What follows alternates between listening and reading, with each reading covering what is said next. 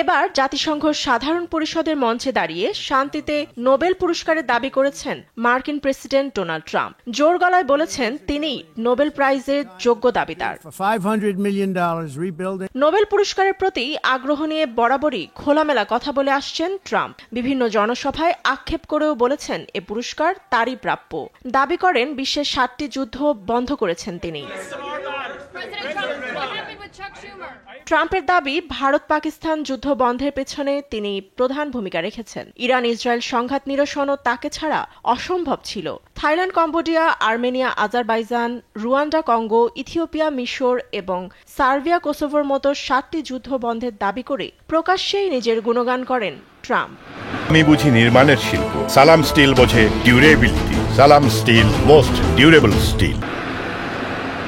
তবে এ নিয়ে ভিন্ন মত দিয়েছেন ফরাসি প্রেসিডেন্ট ইমানুয়েল ম্যাক্রো। সোমবার নিউ ইয়র্কের এক গণমাধ্যমে সাক্ষাৎকারে ম্যাক্রো বলেন, ট্রাম্প যদি সত্যি নোবেল পুরস্কার চান তাহলে অবশ্যই গাজায় যুদ্ধ বন্ধ করতে হবে।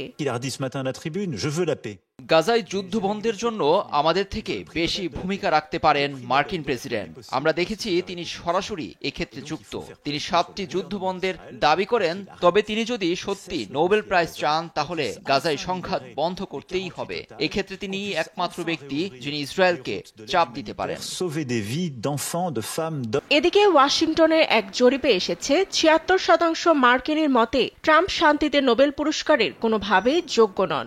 রাশিয়া ইউক্রেন সংঘাত নিরসনে মধ্যস্থতায় 60% ও ফিলিস্তিন ইসরায়েল প্রসঙ্গে 58% মানুষ নেগেটিভ মার্কিং দিয়েছেন। তবে ট্রাম্পের পক্ষেও মত দিয়েছেন 22% মানুষ। ফাতেমা তাসনিম, নিউজ ডেস্ক, দেশ টিভি।